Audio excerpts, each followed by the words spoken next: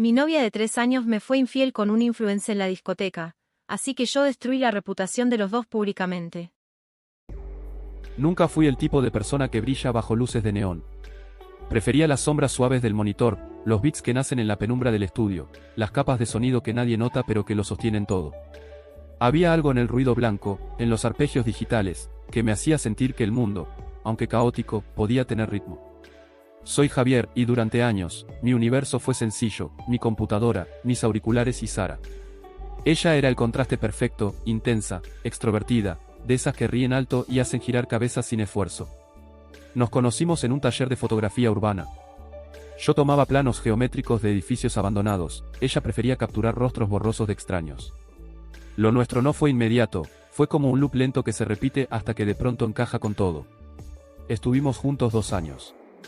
2 años de playlists compartidas, desayunos fríos entre semana, domingos de resaca viendo documentales que jamás terminábamos.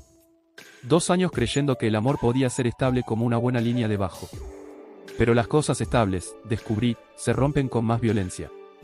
Esa noche, recuerdo que la ciudad estaba particularmente húmeda. El tipo de humedad que se pega en la nuca y te hace sentir incómodo antes de entrar siquiera al lugar. Sara insistió en ir a Cultura, la discoteca de moda. Yo habría preferido quedarme mezclando un set nuevo que venía armando desde hace semanas, algo más ácido, con vocales distorsionadas, pero acepté. Uno aprende que hay batallas que no valen la pena pelear cuando estás enamorado. Cultura era un templo del exceso, luces estroboscópicas que te hacían perder la noción del tiempo, paredes sudorosas de cuerpos que bailaban como si fuera el fin del mundo, y tragos con nombres que ni siquiera intentaban tener sentido.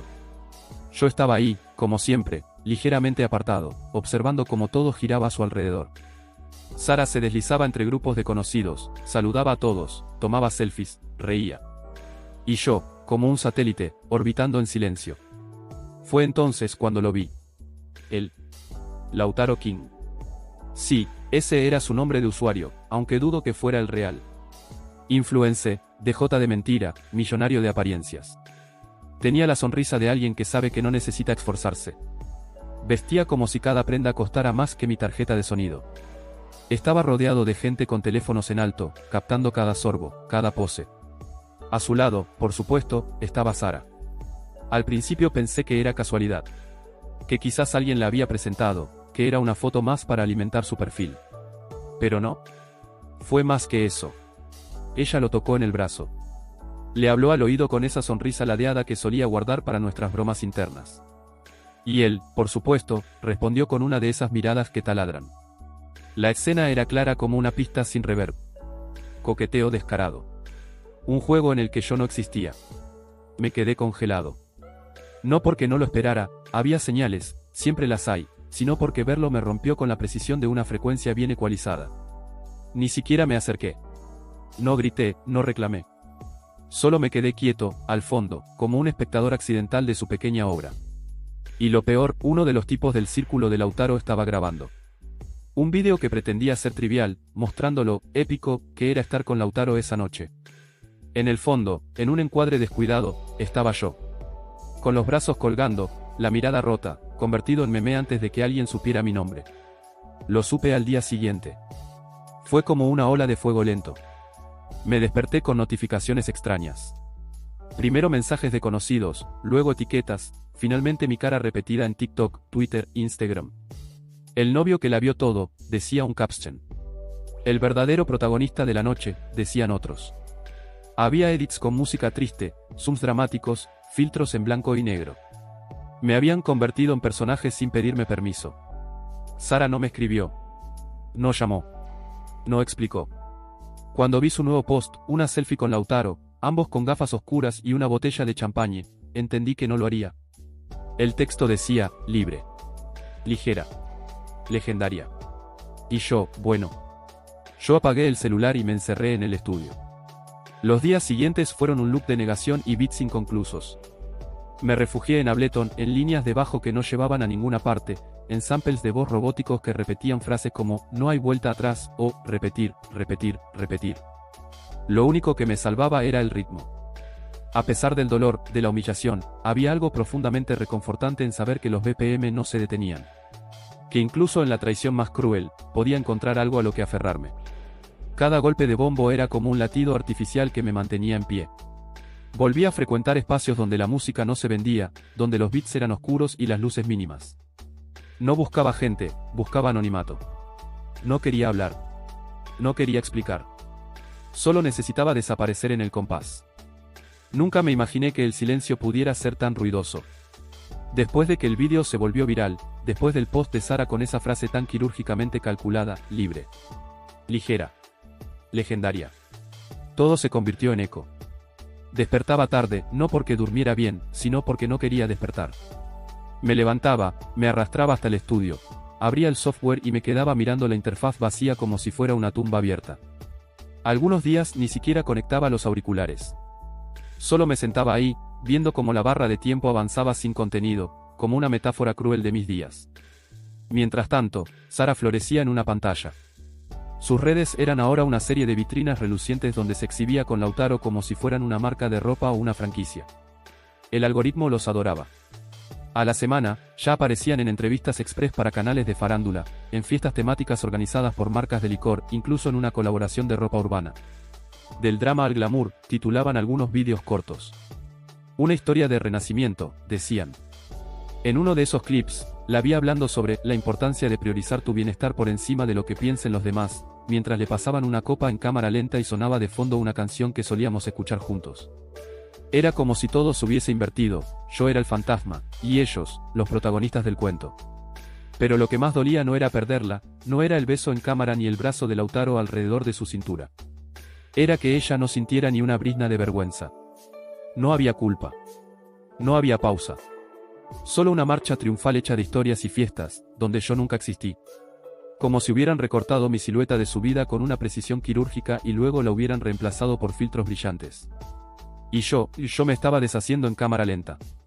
Mis amigos intentaron hablarme al principio. Me mandaban mensajes, memes, capturas de pantalla indignados. Pero cada notificación era una nueva astilla. No quería explicaciones ni consuelo, quería que todo desapareciera. Dejé de responder. Silencié los grupos. Apagué el internet por días. Me convertí en una rutina sin forma. Comía lo justo. Dormía cuando el cuerpo colapsaba.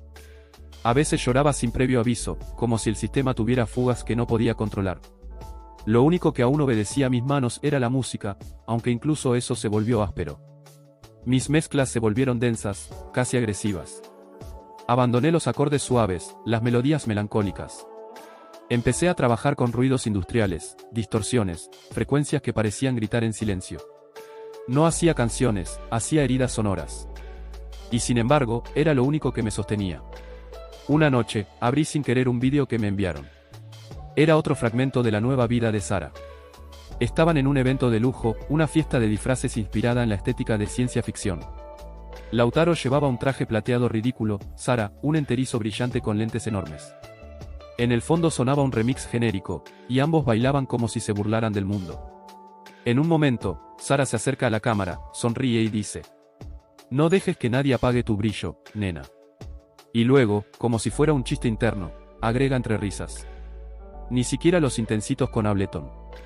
Mi nombre no apareció, pero el dardo era claro. Yo era el intensito. El que hacía música electrónica encerrado. El que se quedó quieto al fondo mientras su novia se le evaporaba delante.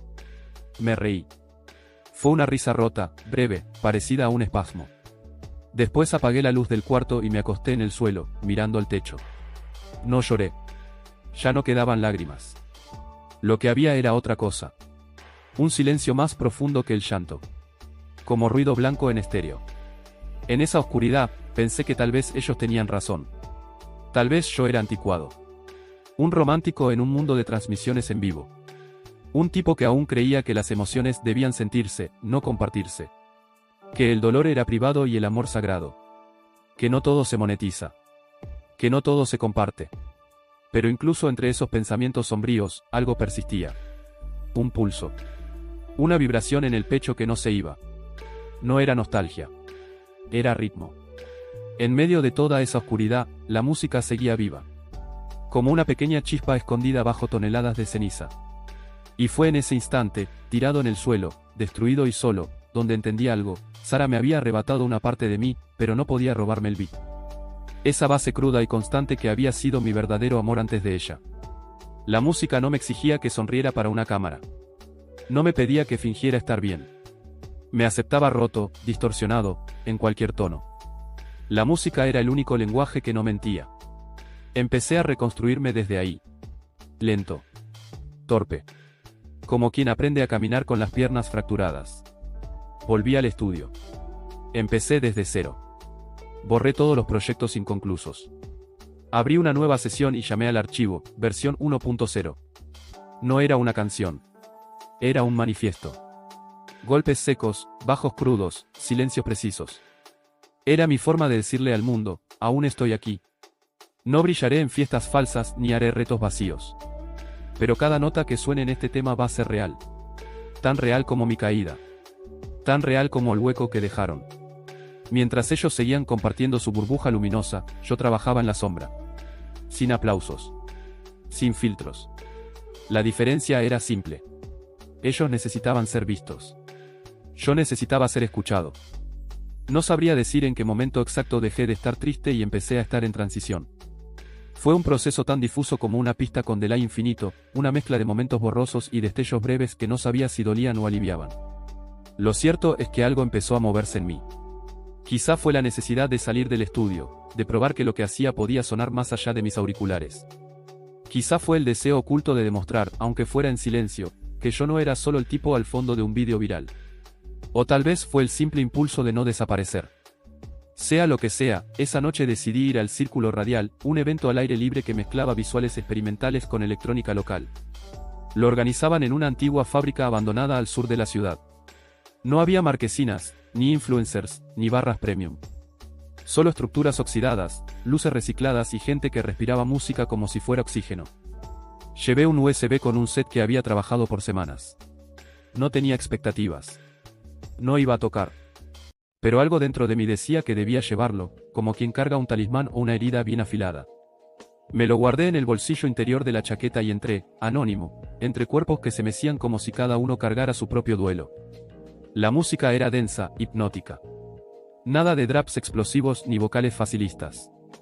Era techno de los que horadan el pecho desde dentro, de los que no se aplauden, se sienten. Me quedé allí, estático, absorbiendo cada frecuencia como si me reconstruyeran desde las partículas. Fue en ese trance donde lo vi por primera vez. Al principio no supe que era el DJ. Parecía uno más. Cuerpo delgado, chaqueta sin marca, mirada clavada en los sonidos. Pero cuando subió al escenario, cuando conectó su consola y dejó que el primer bajo retumbara en los pulmones de todos, entendí. No tocaba para ser ovacionado. Tocaba como quien exorciza algo. Como si cada beat fuera una confesión y cada transición una herida curándose. Se hacía llamar Neon X. Su música era limpia pero feroz, estructurada pero salvaje. Cada track parecía haber sido parido en una cueva de concreto bajo tierra. Me quedé hasta el final de su set, con las manos en los bolsillos, sin moverme mucho, sin respirar del todo. Cuando terminó, no aplaudí. Solo sentí que tenía que acercarme. Lo encontré tras bambalinas, sentado en una silla vieja de metal, sudado, con la mirada baja. No parecía alguien que acabara de incendiar el lugar. Parecía alguien que acababa de sobrevivir a sí mismo. Me planté frente a él. Tragué saliva. Sentí el peso del USB dentro del bolsillo como si llevara piedras. Soy Javier, dije. No levantó la mirada. Solo asintió. Te escuché. Fue real. Entonces sí, alzó los ojos. No con arrogancia, ni con condescendencia. Con algo más raro, reconocimiento. Eres productor. Asentí. Saqué el USB del bolsillo y se lo extendí. Mis manos temblaban, no de nervios, sino de algo más profundo. Como si ese pequeño gesto fuera el puente entre el Javier que se quebró y el que aún podía construir algo nuevo. Lo tomó sin decir nada. Lo miró un segundo, luego lo guardó en su mochila como si fuera un pacto silencioso. No hubo palmadas, ni elogios, ni promesas. Solo ese gesto y una frase que aún resuena en mi cabeza como un eco perfecto. Te escucho luego. Eso fue todo. Pero fue suficiente. Esa noche no dormí. No porque esperara una respuesta inmediata, sino porque algo se había activado. Una puerta. Un portal. La posibilidad de ser otra cosa que un recuerdo triste pixelado. Pasaron días. El silencio volvió, pero era distinto. Ya no me pesaba. Era un silencio preñado de algo. Como la pausa entre dos compases. Una espera que no dolía. Y entonces, llegó el mensaje. Remixaste un alma. Hablemos. Neon X. 4 palabras. Pero para mí fue como un himno. Nos encontramos en una cafetería vieja en el centro, de esas que sobreviven por insistencia más que por éxito. No hubo ceremonia. Me habló como si ya me conociera. Me preguntó sobre mis influencias, mis obsesiones sonoras, los tracks que me dolían. Le hablé de los bajos industriales, de los silencios largos, de cómo una buena transición puede ser más sincera que cualquier discurso. Él me escuchó con atención quirúrgica. Y cuando terminé, sonrió. Tienes ruido, me dijo, pero no es interferencia. Es alma en construcción. Desde ese día, empezamos a encontrarnos con frecuencia. No éramos amigos aún. Éramos 2 frecuencias intentando sincronizar. Me mostró sus procesos, sus librerías personales, sus sets inacabados. Yo le mostré los míos, más caóticos, más crudos. Hubo respeto. Hubo espacio. No intentó corregirme. Solo amplificar lo que ya estaba ahí. Empezamos a trabajar juntos. Al principio, cosas pequeñas, remezclas, loops, texturas. Luego, ideas más grandes. Composiciones nuevas, sets compartidos, exploraciones donde mi oscuridad se fundía con su precisión. Y en el proceso, sin que me diera cuenta, empecé a sanar. No del todo. El dolor no se va. Pero cambia de forma. Se convierte en pulso. En tempo. En cuerpo moviéndose entre sombras. Y lo más importante, por primera vez en mucho tiempo, ya no estaba solo. La música tiene una forma extraña de reconstruir a las personas. No lo hace de golpe, no de forma visible. Primero es el pulso que vuelve. Luego el apetito. Después el color de las paredes. Y en algún momento, sin que puedas señalar cuándo exactamente, empiezas a sentirte distinto. Mi amistad con Neon X, aunque la palabra amistad no le hace justicia, fue más como una resonancia. Él nunca necesitó preguntar por mi pasado. Sabía que yo venía roto, pero no trató de curarme. Me dio espacio, acceso y sobre todo, propósito. Nos reuníamos casi a diario.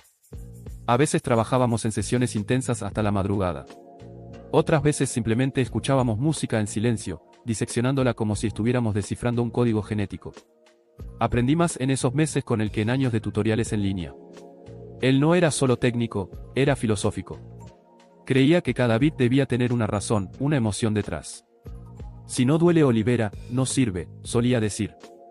Yo, por mi parte, empecé a dejar atrás al chico roto. No por orgullo, sino porque ya no encajaba en la piel que usaba. Mis producciones comenzaron a sonar más limpias, con identidad. Mis manos ya no temblaban al tocar la consola. Incluso mi forma de vestir cambió sin que me lo propusiera. Dejé las sudaderas viejas. Compré mi primera chaqueta de cuero sintético. Cambié los tenis desgastados por botas. Me dejé el cabello más largo, lo suficiente para ocultar los ojos cuando no quería ser visto. No me convertí en un personaje, me convertí en versión. Un prototipo que se parecía más a mí que a cualquier otra cosa que hubiera sido. Acompañar a Neon en sus presentaciones era como estar en una ceremonia pagana. No había aplausos forzados ni gritos vacíos. Solo cuerpos moviéndose en trance, como si la música estuviera escribiendo directamente en sus sistemas nerviosos. La primera vez que él me hizo subir al escenario a tocar un track mío, lo hizo sin avisar. Solo me miró, me extendió la mano, y puso mis beats en la consola. Esa noche no dormí. No por ansiedad, sino por euforia. La escena underground comenzó a murmurar nuestro nombre, Neon X y VLT.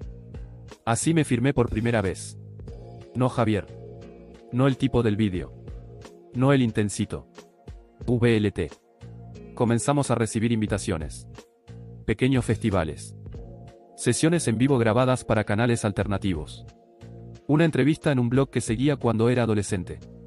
Y aunque todo era modesto, había algo auténtico. Algo limpio. A diferencia del mundo de Sara y Lautaro, donde todo era plástico y brillo artificial, este circuito hablaba otro idioma. Uno donde la autenticidad pesaba más que los seguidores. Fue por eso que la invitación nos tomó por sorpresa. Estábamos en el estudio. Habíamos terminado de remezclar un track denso, con capas de sintetizadores y texturas de ruido blanco que habíamos grabado de una fábrica abandonada. Neon revisaba la mezcla final cuando su celular vibró. Lo miró. Frunció el ceño. Luego me lo mostró sin decir nada. Asunto: invitación especial a Exposure Experience by Lautaro King, marca registrada. Fecha: viernes 11, 10 de la noche. Line-up sorpresa. Dress code: Black Synthetic. Invitados especiales: Neon X y VLT. La pantalla parecía burlarse de mí. Leí y releí el nombre. Lautaro King.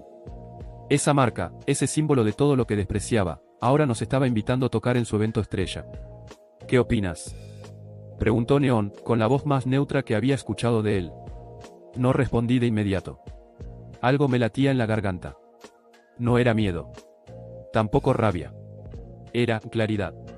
Aceptemos, dije. Pero no para complacerlos. Neon asintió. No pidió explicaciones. No las necesitaba. La semana previa al evento fue una tensión eléctrica. Preparé un set con más precisión que nunca. Cada track fue elegido como si fuera una palabra en un manifiesto. No buscaba escándalo. No buscaba venganza inmediata. Buscaba presencia. Que si ese escenario volvía a tener mi imagen, fuera en un plano frontal, no al fondo. Ya no era el tipo del vídeo. Era VLT. Me vestí con intención. Chaqueta de vinilo, pantalones oscuros, botas firmes. Pinté mis uñas de negro. Dejé que una línea plateada cruzara mi mejilla como una cicatriz decorada. El reflejo en el espejo me devolvió algo parecido a mí, pero mejorado. Un Javier filtrado por dolor y pulido por beats. La noche del evento, Exposure estaba en pleno auge. Un galpón de concreto remodelado con luces rojas y negras, visuales absurdamente costosos y una pasarela elevada que dividía el lugar como si fuera una pasarela de moda. Los asistentes parecían salidos de un catálogo distópico. Había flashes, drones, barras VIP. Y ahí estaban ellos. Lautaro, vestido como un villano de película barata, rodeado de gente que lo celebraba con risa fácil. Sara, deslumbrante, con un enterizo negro translúcido, saludando a todos como si el lugar le perteneciera. La misma sonrisa ensayada. El mismo mundo de cartón piedra. No nos vieron al llegar. Nadie se acercó a saludarnos. Éramos extraños. Forasteros con credenciales. Justo como queríamos. Neon me miró. Yo asentí. Era hora. Subimos al escenario mientras los visuales cambiaban. El sonido ambiente bajó gradualmente. El presentador, con un tono eufórico, aunque impostado, anunció el dúo final, Neon X y VLT, directo desde el núcleo de la ciudad. Los aplausos fueron tímidos. La mayoría no sabía quiénes éramos. Pero eso estaba por cambiar. Pulsé el primer track. Desde el primer beat supimos que el público estaba con nosotros. El set de Neon X y VLT no era solo música, era atmósfera, narrativa, fuego en cámara lenta. Cada capa, cada visual, cada golpe, estaba planeado para abrir cicatrices en el aire. Las luces no eran decorado. Eran bisturíes. El bajo no bailaba. Escarbaba. Y mientras todo eso ocurría, algo curioso comenzó a pasar. La gente dejó de mirar hacia la zona VIP. Los drones ya no enfocaban a Sara. Los influencers dejaron de grabar a Lautaro. Todos estaban de frente al escenario, sumergidos en esa marea sonora que no necesitaba palabras. Estaban con nosotros. A mitad del set, mientras dejaba correr una base hipnótica y Neon controlaba los visuales, su celular vibró. Un mensaje. No vas a creer esto, dijo Neon. Me pasó su teléfono. Un mensaje privado, recién recibido. Hola, ¿podría hablar con tu amigo? Solo tu amigo y yo. Por favor. Sara. Tardé un momento en procesarlo. Ella. Después de todo, cuando la multitud coreaba los nombres de alguien más, iba a intentar hacer lo mismo que hizo conmigo hace tanto tiempo. Neon me miró. Hazlo, dijo.